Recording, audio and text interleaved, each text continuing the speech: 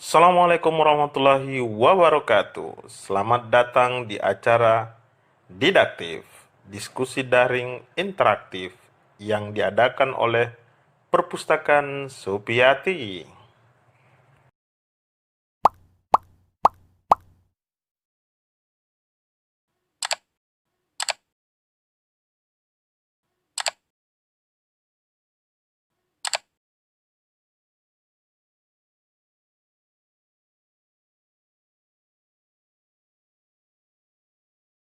Ya, santai-santai, Baik, Rom. oh iya Tawa. Terima kasih banyak atas waktu luang tak yang kita berikan kepada Perpustakaan Supiati. Iya, Jadi ini siap. adalah agenda kegiatan kita mengisi kekosongan, kita sebutlah mengisi kekosongan di masa pandemi ini. Dan saya beberapa pekan yang lalu saya tiba-tiba berpikir untuk menjadikan Kakanda. Ini kemarin itu teman saya panggil Ustaz, ada panggil Bro. Kita panggil saja pada kesempatan kali ini Den Rate. Iya. Memang Oke. lebih dikenal Arifnya, Rahmannya atau Den Ratenya? Kalau di Eh, halayak teman-teman tak? tergantung biasa, Den. Kalau misalnya kalau lingkaran teman-teman di kampus lebih lebih akrab dengan sapaan Arif. Den Cuma Rate. kalau Oh biasa, Arif ya, ya. ya. Kalau teman-teman yang pekerja seni atau lingkaran komunitas yang berkecimpung di kesenian, eh, biasanya panggil DNKT. Jadi apa saja. Oh, Iya. baik. Kita mulai ya. Bismillahirrahmanirrahim. Assalamualaikum warahmatullahi wabarakatuh. Salam sejahtera buat kita semuanya. Salam. Uh, di tengah kita sudah hadir Kanda Arif Rahman dan Rate yang nantinya kita akan bincang di rumah saja. Jadi dia tidak mau menggunakan istilah di rumah aja, pokoknya di rumah saja, mengembalikan tradisi bercerita ya, tradisi Iya. bercerita. Mengapa tiba-tiba kita harus membincang tradisi bercerita ini yang ya kalau mau dibilang itu sudah kita sebutlah, saya mencoba untuk menjadi antites dari tema ini. Apa gunanya kita mengembalikan tradisi bercerita? Toh sudah ada gawai atau kata orang gadget atau ponsel atau HP itu kan Iya. sudah membantu kita untuk mengambil dari YouTube misalnya dan kemudian kita memperdengarkan pada anak-anak kita atau dan sebagainya misalnya. Iya. Nanti kita juga akan berbicara pada aspek yang mungkin juga ternyata di Makassar sudah mengembalikan tradisi ini dengan membuat semacam event pertandingan misalnya, ataukah ya event yang ternyata ada tradisi bercerita yang kayak misalnya bagaimana meninabobokan anak kita dan kemudian kita bercerita dan seterusnya. Sederhana seperti pertanyaan itu dan mengapa harus mengembalikan tradisi bercerita itu? Silakan Kak Arif Rahman dan Rateh. Dan Iya. Rateh mau. Uh, Sebelumnya, Assalamualaikum warahmatullahi wabarakatuh. Waalaikumsalam warahmatullahi. Um, Terima kasih kepada Perpustakaan Supiati, kepada Dengku Andi Karman. Kita lama tidak ketemu, Deng. Ketemu Makanya di dikundang Ki. lalu. Iya. Eh, Terakhir mungkin tahun berapa itu, Deng? Itu pun di kampus, di Di kampus 2015-an ya. yang kita buatkan Kita Kak bawa buku Badi Ani tuh, Badi apa lagi namanya itu yang di yang oh gantungan nih. bukan. Oh, nah, Terakhir itu di acaranya Umi kalau tidak salah. di Umi Perumahan ada. gubernur kalau tidak salah. Kan ada acara malam itu, kemudian kita berfoto. Oh, iya, yang mana? Ataukah kegiatannya teman-teman mahasiswa yang kemudian kita main sendiri di depannya? Mana kalau Iya, lebih ya, duluan ya, itu? yang itu yang paling saya ingat sih, Deng, yang di bawah pohon Oh, beringin depan DG ya. masih ingat kegiatannya Umi yang apa lagi namanya nih? Yang APP BIPA, Oh, iya, iya, iya, di rumah jabatan wakil wali rumah kota. jabatan wali kota ya, Oh, ya. iya, iya, iya, Itu iya, iya, kayaknya. Kemudian kita iya. berfoto terakhir itu. Oh, iya, itu yang Sip. terakhir, Deng. Iya, Iya. iya, iya. Baik. Oke, dilanjut. Eh, iya, mungkin orang juga berpikir apakah itu pentingnya bercerita atau apa pentingnya tradisi bercerita atau dalam keseharian kita sudah bercerita, dan itu saya pikir kemampuan dasar yang memang sudah kita lakukan sebagai cara untuk berkomunikasi. Uh, dan tadi Denko Andi Karman juga bilang, apakah misalnya tidak memberikan saja anak-anak HP, terus anak-anak bisa nonton YouTube atau dinyalakan saja televisi dan segala macam. Nah, jadi kita akan mulai mengupasnya mungkin dari dalam rumah. Kalau saya mengamati di dalam rumah kita, ternyata menentukan bagaimana masalah berkembang di masyarakat. Karena kan yang di rumah yang pada akhirnya akan dibawa keluar. Jadi ketika misalnya di dalam rumah itu taruhlah tidak terjadi proses komunikasi yang efektif dan kemudian adil, di mana setiap orang bisa mengemukakan pendapat misalnya, itu yang akan terjadi juga di masyarakat. Saya ambil contoh misalnya di beberapa kompleks yang saya ketahui di Makassar, khususnya kompleks yang cukup padat, saya menemukan dua persoalan menarik. Yang pertama, kalau misalnya kompleks itu adalah kompleks yang masyarakat ekonominya cenderung menengah sampai menengah ke bawah, dan yang satunya itu yang cenderung lebih lebih eksklusif mungkin, lebih menengah ke atas. Sering saya mendengarkan anak-anak kecil itu berbicara dengan teman-temannya dengan bahasa yang cukup kasar menurut saya. Dalam artian seperti ini, ketika ada beberapa bentuk makian yang dipakai oleh orang-orang, khususnya orang Makassar mungkin, dan dianggap sebagai sesuatu yang lumrah karena itu salah satu bentuk keakraban misalnya, dan itu terserah, itu pendapat orang, saya menghargai pendapat itu.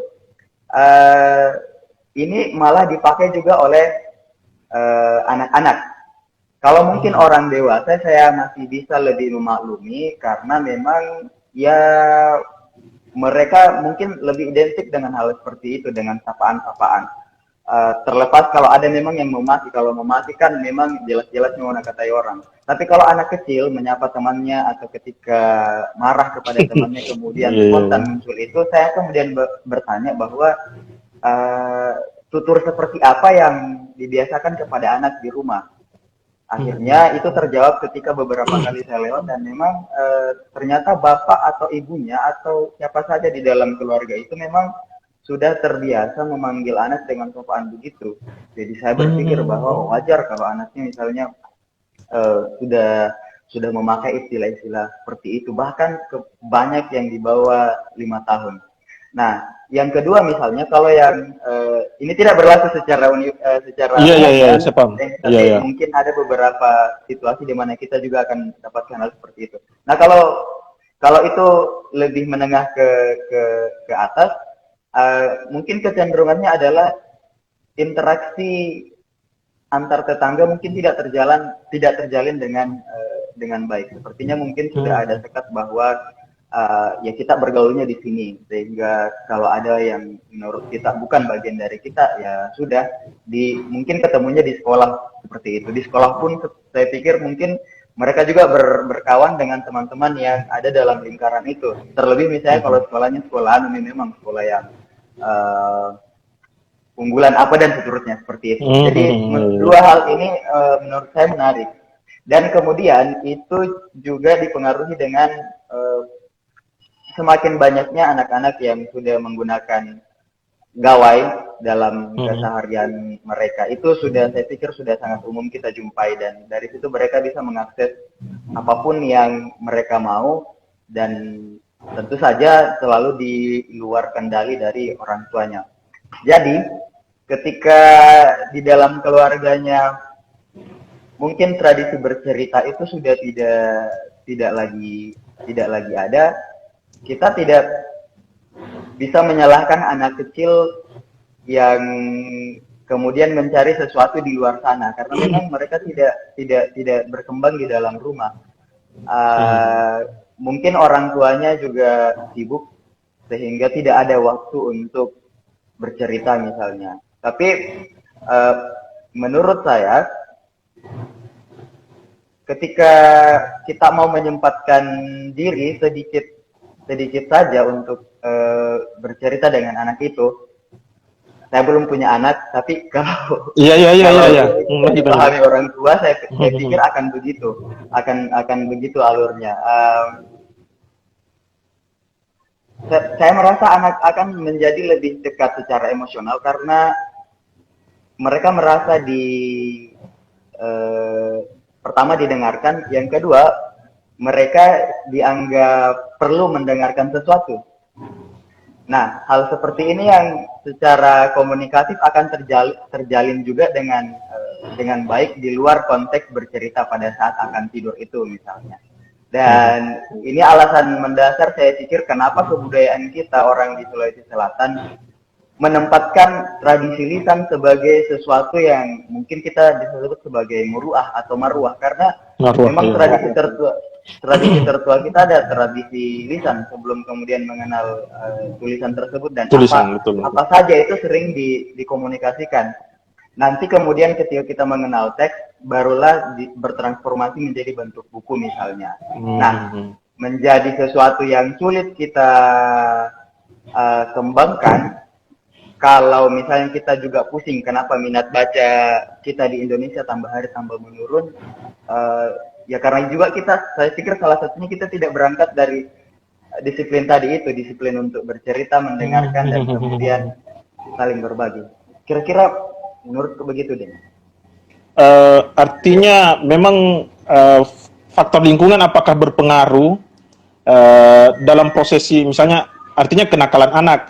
Cuma yang menjadi apa namanya, ya kalau gambaran tadi ini yang memang kalau orang bahasa atau linguistik itu paham tentang konsep sosiolinguistik, bahwa ada orang yang senang bicara kotor dan sebagainya, tapi digambarkan tadi, oke, kalau orang dewasa mungkin kita saling memahami kata-kata kotor misalnya yang keluar, bahkan itu bentuk panggilan keakraban. Tapi memang betul bahwa kalau anak-anak yang mengeluarkan diksi itu justru menjadi kayak ada apa dengan generasi kita selanjutnya kalau begitu mudahnya diksi itu dia keluarkan. Hanya yang menjadi persoalan memang bahkan kita di kaum muda hari ini sangat jarang, ya syukur-syukur kita punya semacam Arif yang bisa berkecimpung di kebudayaan kita, misalnya dengan konsep bermain sendirinya dan kemudian bercerita. Anak saya misalnya tinggal neneknya saja yang sering nyanyikan lagu Yabe Lale kalau dalam orang Bugis misalnya. Bahkan kita pun harus sepakat, kebanyakan penulis yang saya dapat itu tidak lepas dari tradisi bercerita neneknya, kakeknya, kemudian orang tuanya yang suka bercerita. Kira-kira apa yang menjadi hal substansial dari terputusnya tradisi ini, Denrat? Iya. Saya ambil satu pengalaman ketika saya berbicara tentang, mungkin pertanyaan ini arahnya sama. Jadi satu kali saya berkunjung ke rumah teman dan kami berbicara dengan bapaknya. Jadi bapaknya itu suka sekali suka bercerita. Jadi kalau saya di sana itu betah, bisa sampai subuh malah nongkrongnya. Nah, kemudian beliau bilang satu hal seperti ini ketika waktu itu. Mungkin kita angkat satu isu di mana kenapa hari ini diskusi tentang kebudayaan atau hal-hal yang menyangkut lokalitas dan literasi itu menjadi perlahan asing di generasi kami. Beliau mengatakan bahwa generasi kira-kira umur beliau mungkin 50 tahun lebih. Tidak apa-apa disebut namanya, supaya itu menjadi, siapa tahu mungkin sebut namanya tidak apa-apa. Supaya menjadi tempat belajar tuh. Sebenarnya saya mungkin karena saya panggil Om terus, malah saya begitu sih, sampai lupa. Sip. Iya. Oke. Nah, akhirnya beliau bilang bahwa generasi beliau, dia katakan generasi saya punya andil untuk kemudian memutus hal-hal seperti itu. Nah, itu menarik menurut saya. Terus saya tanya, kenapa bisa Om? Terus dia bilang, sepertinya menurut analisis dia di generasi beliau itu terlalu banyak disibukkan dengan hal-hal lain misalnya, sampai kemudian transformasi misalnya tentang Cinderella itu, tentang kesenian itu kemudian berkurang. Nah, akhirnya di generasi selanjutnya tentu mereka akan mencari formulasi sendiri yang menjadi bagian dari identitas mereka untuk dijadikan sebagai pegangan. Nah, di saat yang bersamaan, arus globalisasi itu kan betul-betul betul. kita sangat kuat. Informasi begitu membanjiri kehidupan kita, teknologi seperti itu juga, sehingga memang akhirnya terlahirlah generasi pop yang seperti ini, mungkin kira-kira seperti itu. Nah, dan itu yang pertama. Dan yang kedua, kalau kita berbicara konteks kebudayaan Indonesia, saya pikir memang sampai sekarang kita arahnya belum belum jelas menurut saya. Jadi saya selalu berpikir bahwa kita adalah tipikal bangsa yang serba tak bangka. Latah ya kalau Iya. Lata dalam istilahnya. Kalau bilang latah. Kalau kita di sini ya tak bangka. Ada era di mana misalnya kita sangat gandrung dengan hal seperti ini. Setelah era itu selesai, kemudian kita gandrung dengan hal yang baru yang lain. Kita belum tuntas mengupas akar kita belum tuntas membongkar jati diri kebudayaan kita. Terlepas itu persoalan bahwa memang kita adalah negara yang multikultural, sehingga mungkin jadi tantangan tersendiri, mungkin seperti itu. Tapi kalau setiap daerah bisa memaksimalkan hal-hal seperti itu, saya pikir itu akan muncul identitas sendiri. Nah, seperti itu. Sekarang yang digandrungi oleh generasi kita kan jelas kemana. Itu mungkin tidak bertahan sampai beberapa tahun kemudian. Mungkin ada konsep budaya pop baru lagi yang datang, dan itu lagi seperti itu. Sehingga yang kita punya sendiri jalan di tempat, atau malah kemudian terus semakin mundur ke belakang begitu. Jadi memang serba salah, saya pikir serba salah, karena mungkin dari awalnya itu tidak tertata sedemikian rupa sehingga banyak mata rantai yang terputus. Nah, yang kita memang lakukan itu kemudian memunculkannya kembali sedikit demi sedikit, dan sebisa mungkin melakukan proses transformasi, dalam artian tentu misalnya kalau kita berpaku dengan konsep yang sudah ada seperti dulu, mungkin itu akan jadi hambatan juga. Saya ambil contoh Cinderella. Saya tidak berbicara tentang konteks nilainya, tapi misalnya di Cinderella itu sering kita jumpai juga narasi-narasi seperti ini. Apakah misalnya kita harus mempertahankan pola pertunjukan yang lama atau dikembangkan atau seperti apa? Terus kalau dikembangkan misalnya, apakah itu tidak mencederai keaslian dan seterusnya, pakem-pakem yang ada seperti dulu. Tapi sepertinya menurut saya tantangan yang kita hadapi dengan segala dinamikanya, mau tidak mau akan membawa Cinderella ke situ. Di samping saya meyakini bahwa pengembangan Cinderella, proses melakukan tafsir ulang terhadap Cinderella, bahkan terhadap naskah, adalah strategi untuk mempertahankan Cinderella itu sendiri. Sehingga kemudian Cinderella itu tidak cuma dibincangkan, tradisi lisan itu tidak cuma dibincangkan oleh orang-orang humaniora, anak sastra, sejarah, para peneliti budaya, tapi memang bisa berlaku secara universal, karena seharusnya setiap orang bisa mengakses itu. Setiap orang seharusnya bisa membaca kembali cerita-cerita rakyat, legenda-legenda yang ada di daerahnya, dan itu yang kemudian diceritakan kembali kepada anak-anaknya. Contoh seperti itu.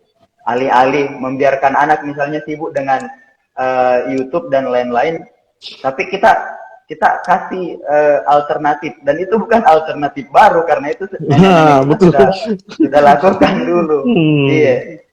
Iya. Gini, Denrate, jadi ceritanya yang sekarang Denrate lakukan adalah ya kita sebutlah semacam mengampanyekan tradisi lisan kita untuk dihidupkan kembali, Dan kemudian memang betul beberapa pekan lalu kita mendiskusikan budaya lokal versus budaya global. Saya teringat saja dengan, kalau tidak salah jadi saya menggunakan istilah glokalisasi. Jadi pertautan antara globalisasi dengan lokalitas kita. Apakah proses Sindri, ya walaupun saya sempat menonton juga waktu kita tampil bersama, pas tidak lama setelah kita baru orang-orang India itu, artinya memang bukan hanya bahasa Makassar saja yang harus ditonjolkan, sehingga bagaimana konsep Sindrili itu berterima di seluruh dunia. Artinya Sindrili memang hanya punyanya orang Makassar begitu ya, atau memang Sindrili itu hanya persoalan modifikasi alat musik atau bagaimana kira-kira itu? Ya kita sudah agak mempertautkannya dengan apa lagi namanya nih, alat musik gitu. Baik, ini selalu menarik juga, deh, selalu menarik bagi saya. Belakangan kemudian saya mulai terusik dengan beberapa kecurigaan dalam diri sendiri, karena yang menarik menurut saya ketika kita mulai mendalami sesuatu, kita berusaha untuk berlaku adil dan tidak memunculkan sebuah tafsir tunggal atas hal itu. Nah, ini yang saya bilang tadi, bahwa ketika kita sudah mulai masuk ke ranah itu, kita sudah mulai membongkar kisah-kisah yang ada, kita pahami, dan kemudian itu kan sebenarnya membuat kita bisa bebas untuk melakukan tafsir atas itu, bahkan bisa mungkin melakukan rekonstruksi terhadap hal itu. Apakah iya misalnya memang Maipa Daendripati atau Maipa Diapati memang ditikam di leher oleh suaminya tercinta, Karenta Dato Musi, seperti itu? Atau ada sesuatu yang lain? Karena bagaimanapun sesuatu yang diriwayatkan itu tidak terlepas dari segala dinamika yang ada pada zamannya, dan kita ini cuma menerimanya. Nah, kalau memang kita tidak mulai menggali ke situ, lalu apa yang akan kita bincangkan? Nah, sama dengan Sindrili, yang saya temukan Sindrili, dulu saya berpikir, Deng, bahwa wah, Sindrili ini asli Makassar, pasti ini asli Makassar. Pokoknya dari leluhur tak ini yang diwariskan ke kita. Makanya kita harus menjaganya, dan banggalah kita yang bisa menjaganya. Namun seiring berjalan waktu, perlahan saya menemukan dinamika yang lain. Saya malah merasakan ketakutan bahwa jangan sampai ini malah jadi kebanggaan yang semu begitu. Jadi terus kalau Sindri asli Makassar, kenapa nih, dan seterusnya. Yang saya mau bilang adalah, pertama saya mulai curiga dengan alat musiknya. Saya mulai curiga dengan alat musiknya, dan mulailah saya mencari referensi tentang alat musik gesek, sejarah alat musik gesek. Saya bertanya ke teman-teman yang memang di seni musik, dan yang saya temukan adalah bahwa kalau kita berbicara tentang persebaran alat musik gesek, yang paling banyak dibahas itu para ahli juga, mereka punya mungkin pendapat masing-masing, tapi yang paling banyak dibahas itu adalah dari Asia Timur, dari Mongol masuk ke Cina, kemudian menyebar ke Jazirah Asia Barat, Arab, negara-negara Arab dan sebagainya. Ya mungkin itulah yang diadopsi di Eropa pada masa klasik sebagai alat musik yang kita kenal sebagai violin, cello dan segala macam. Kemudian masuk ke Nusantara. Karena kalau kita bicara Sindri ini juga memang belum ada literatur yang lebih jauh menjelaskan sebenarnya ini dimulai kapan, seperti itu. Cuma kalau kita melihat riwayat-riwayat kisah yang muncul di awal-awal itu, seperti Maipa Daendripati, Manaku Cadi, Kepala Talum Betul dan segala macam, itu banyak dituturkan pasca Perang Makassar. Jadi mungkin kisaran abad ke-17. Nah, peradaban kita lebih sebelum itu lagi. Apakah sudah ada Sindri atau belum, wallahu a'lam. Tapi yang jelas bahwa secara bentuk, secara organologi, kalau teman-teman kita di sini bilang, alat musik ini sangat dekat dengan rebab. Rebab yang ada di Jawa, yang ada di Minang, di tempat lain yang ada di Indonesia, itu malah lebih dekat ke Arab. Arab. Jadi apakah misalnya, saya selalu berpikir begitu, boleh jadi ketika Makassar, kerajaan Goa lagi ramai-ramainya dikunjungi oleh bangsa asing, mereka juga datang dengan membawa alat musik seperti ini. Dan itu yang diadopsi oleh leluhur kita pada waktu itu dan kemudian dimodifikasi sedemikian rupa. Dari penadaan juga saya pikir secara karakter itu dekat dengan Cengko Timur Tengah. Itu dekat dengan Cengko Timur Tengah, sehingga kalau alih-alih menyebutkan misalnya Sindri sebagai warisan yang dipahami secara lokal dan itu cuma ada di Makassar, kenapa tidak kita berpikir bahwa ini adalah warisan dunia, ini adalah world music, ini adalah musik dunia, dan ini adalah world folklore, ini adalah cerita rakyat dunia, karena persebarannya saya pikir itu sangat dinamis, termasuk tradisi bercerita itu. Tradisi bercerita mengalami modifikasi yang sedemikian rupa, terus berkembang dan disesuaikan dengan konteks zamannya. Contoh lain kan misalnya kadang-kadang kita temukan cerita ini, cerita beda tokohnya, beda latarnya, tapi kenapa mirip di anunya, kayak alurnya. Iya, betul. Kan dari situ menurutku apa-apa itu tersebar. Yang terakhir saya menemukan pola pertunjukan yang sangat mirip dengan Sindri, itu tradisi rebab di Kelantan, Melayu. Ya. Itu mirip. Karakter penadaannya memang beda, tetapi teknik bermain dan kemudian narasi-narasi yang mereka mainkan dengan bahasa Melayu itu secara mendasar itu mirip dengan Sindri. Nah, besok-besok kita tidak minta-minta ada lagi perseteruan antara Melayu dan misalnya siapa yang punya dia segala macam. Saya pikir kita tidak perlu membincangkan itu lagi. Kalau mau dicari misalnya apakah siapa yang mempengaruhi Melayu ke Makassar atau Makassar dan seterusnya. Karena kan kadang menurutku diskusi-diskusi seperti itu juga bisa jadi berbahaya karena malah memunculkan sikap primordialisme, seolah kita lah ini dan segala macam.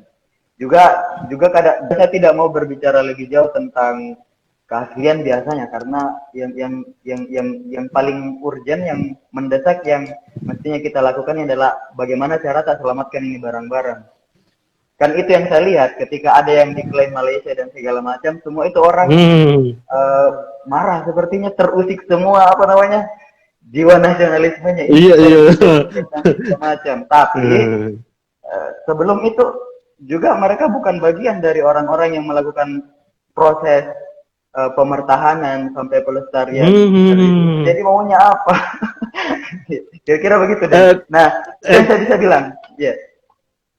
Pertanyaannya, Denrate, kalau yang menjadi persoalannya sekarang adalah apakah Sindri ini sudah diberikan semacam sertifikat khusus sama dengan Reok kemarin ketika perdebatannya dengan itu yang kemudian menjadi persoalan.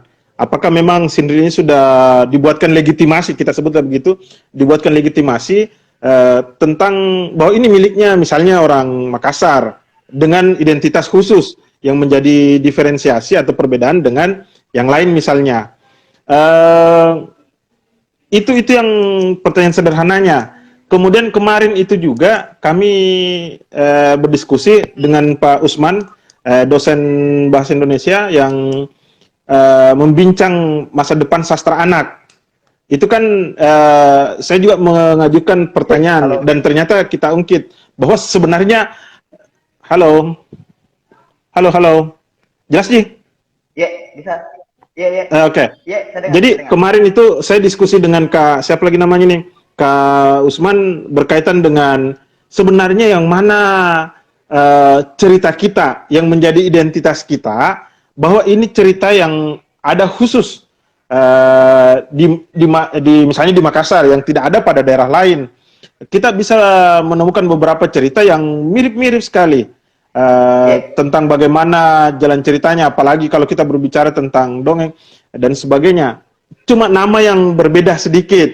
Misalnya Dewi Padi versi Bugis, siapa Jawa dengan Bugis misalnya, Jawa dan itu Bugis. beda Iya, sedikit anunya. Nah, iya. itu. Kemudian ada juga sering saya ungkap ini kemarin juga di diskusinya dengan Kak Usman. Iya. Di Jawa itu sudah mau mempertegas diri untuk memperlihatkan bahwa ada identitas yang kemudian menjadi penciri mereka.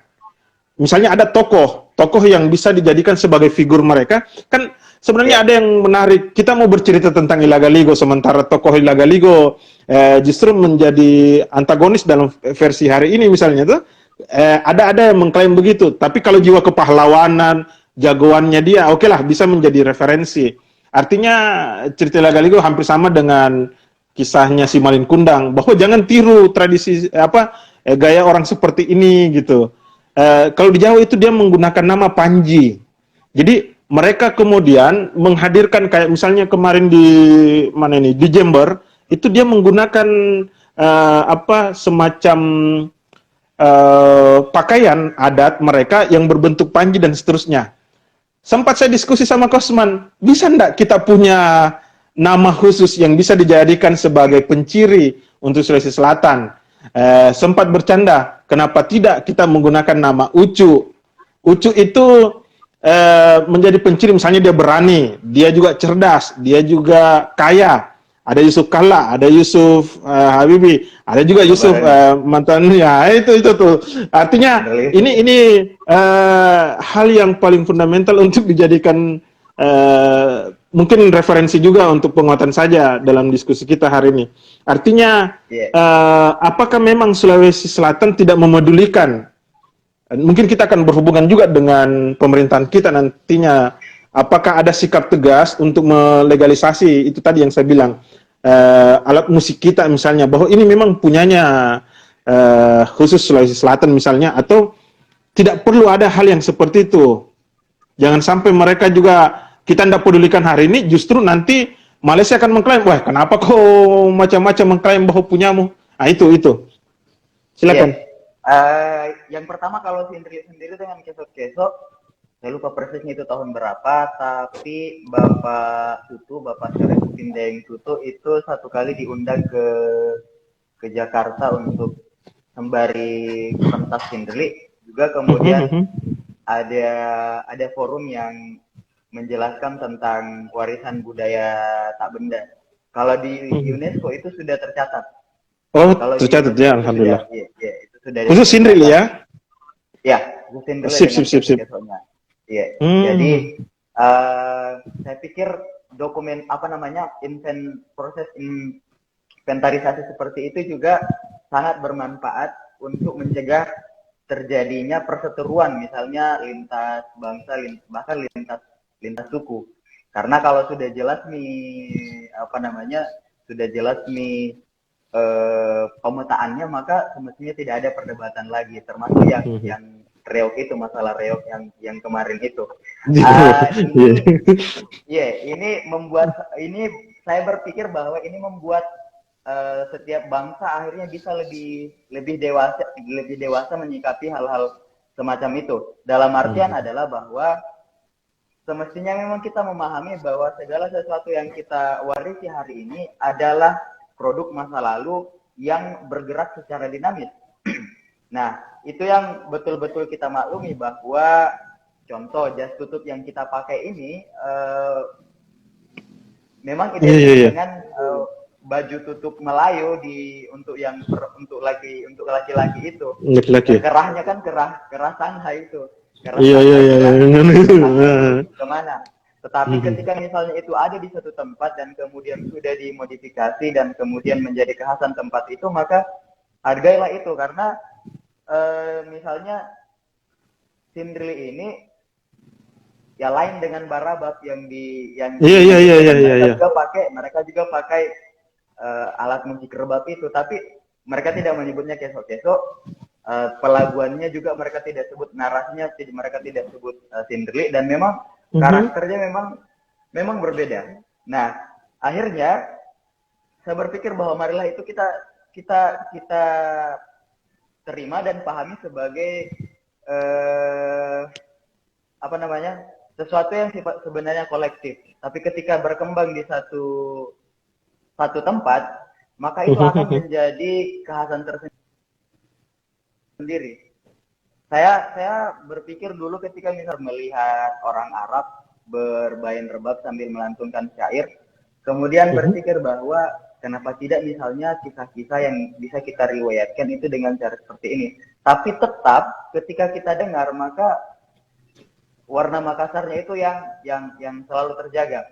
Secara teknis memainkan alat musik misalnya ini, ada ada berapa ya? Mungkin ada, saya ambil 4. Ada 4 sampel saya pakai. Yang pertama orang dengan rebab Minang, yang kedua orang dengan rebab Jawa, yang ketiga dengan rebab Sunda. Oh, bisa lebih lagi. Ada tehiannya orang Betawi, kemudian ketok-ketoknya orang Makassar, dan kemudian ada viol di Maluku, di Ambon. Ada 6.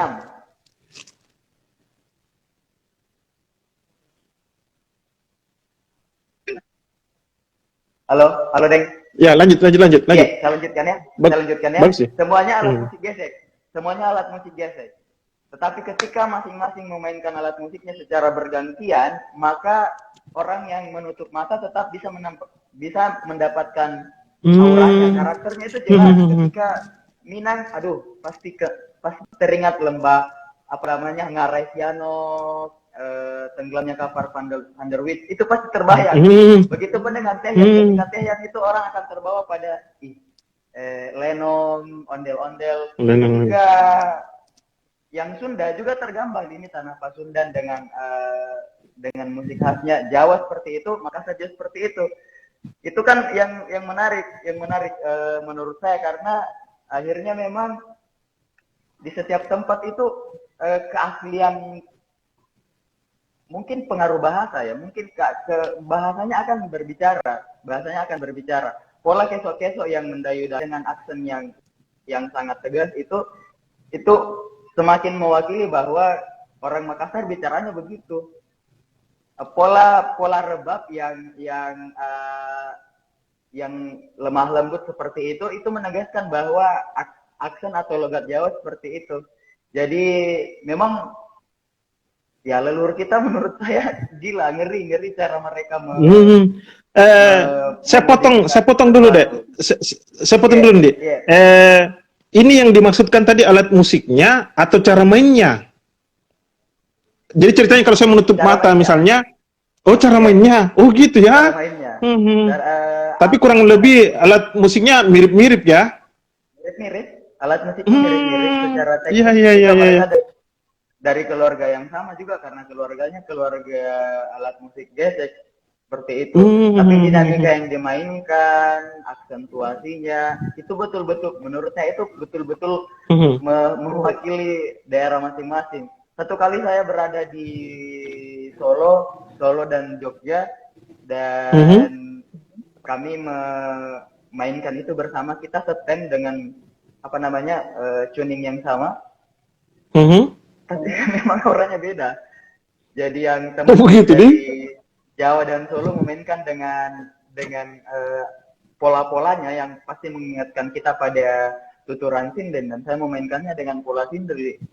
Jadi saya berpikir ini alat sebenarnya persis, bentuknya tidak terlalu jauh berbeda, beberapa bagian saja, tapi teknik memainkannya sama. Tapi ternyata alat ini berbicara, dan alat ini sudah mewakili identitas si pemainnya, atau di mana ia dimainkan, seperti itu.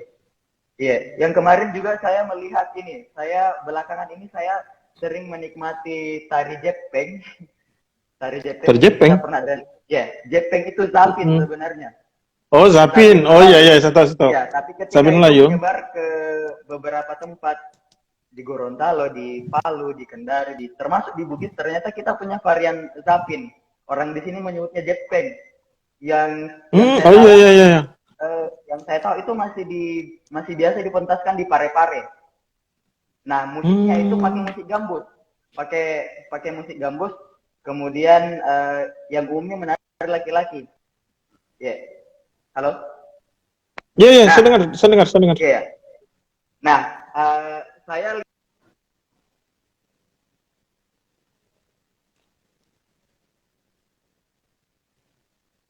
Halo, halo. ya bisa didengar, Deng? Ya, Tunggu. Oh ya, oke. halo. Mantap nih. Ya, oke. Mantap nih. Saya melihat melihat saya melihat satu video yang menampilkan beberapa varian Zapin yang ada di Nusantara. Kalau di Riau kan sudah umum di Jambi, tapi ternyata ada varian lain. Nah, ketika saya bandingkan kalau yang Melayu pola gerakan mereka yang umumnya itu dan biasanya ada perempuan, bagaimana yang menjelaskannya? Anggun, kemudian ya saya susah menjelaskannya. Yang saya bisa bilang tentang Bugis, tentang Jepang Bugis, di situ ada apa ya? Mungkin ada efek lagaligonya yang liar itu. Kita bisa lihat nanti videonya, dan itu di Zapin kan pada umumnya bertumpu pada dinamika gerakan kaki itu. Nah, mereka ada pola-pola yang Bugis itu memang agak lain sendiri karena polanya ada yang cenderung apa? Jadi orang Makassar mungkin talik-talik yang caranya bergerak. Mungkin akan bilang begitu, tapi indah sekali, dan itu membuatnya punya ciri khas tersendiri, dan ternyata begitu Zapinnya orang Bugis, Jepang yang mereka sebut seperti itu. Nah, hal yang sama saya pikir berlaku sama dengan tradisi lisan Hinderli ini. Kenapa? Karena pola dia seperti ini ya? Iya, cocok. Nah, coba kita lihat itu kakinya. Iya ya. Nah, itu agak ini tuh, agak ya, itu agak itu lincah dan apa ya? Ini sepertinya karena kan yang saya pahami kalau pola tarian di Sulawesi Selatan itu kalau laki-laki yang menari umumnya itu lincah. Umumnya iya. Yang perempuan itu yang perempuan yang biasanya yang anggun dan tidak terlalu, kalau orang Makassar bilang tenana bakka gio, tidak banyak geraknya. Tapi kalau laki-laki itu umumnya begini. Nah, Zapin yang identik dengan yang yang anggun dan lemah lembut itu ternyata di versi Jepang begini. Nah, itu kayak ayam yang mau kawin, lagi menggoda. Oh iya. Karena di Kajang ada tarian yang polanya tidak beberapa mirip tari Pak Bit Pastapu, dan itu memang lincahnya begini. Cuma mungkin ini ada sentuhan Melayunya karena ini musik gambus, deh. Musik gambus. Oh iya, karena makanya disebut Festival Budaya Melayu ya. Festival Budaya Melayu. Seperti itu. Nah, ini juga yang terjadi sama Hinderli menurut saya. Yang mungkin tidak bisa kita samakan itu ketika memang tradisi lisan itu tidak menggunakan media alat musik. Kalau yang tidak menggunakan media alat musik kan mungkin agak susah kita bilang ini ada kaitannya yang dengan ini, ada kaitannya ya kira-kira dengan ini. Tapi kalau yang alat musiknya sama dari kelompok yang sama, teknik bermainnya sama, maka saya pikir itu pasti ada hubungannya. Nah, selama 10 tahun ini hal-hal itulah yang menurut saya menyenangkan batin saya. Yang awalnya saya cuma mau bersinrili untuk sekadar mengetahui cerita-cerita, menghibur diri dan teman-teman, ternyata banyak yang lain. Dan hal itu juga yang saya yakini akan dijumpai oleh orang-orang yang kemudian terus melanjutkan tradisi bercerita kepada anaknya, misalnya kepada generasi selanjutnya. Karena di luar di luar itu selalu ada kejutan menurut saya, khususnya kalau kita berurusan dengan tradisi lisan. Ini kita kembali dulu pada persoalan awal kita tadi. Ada pertanyaan dari Suma Humber.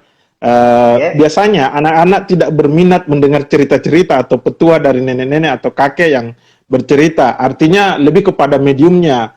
Orang yang bercerita, kalau orang tua katanya agak kita sebutlah mungkin menjemukankah, membosankankah atau apa.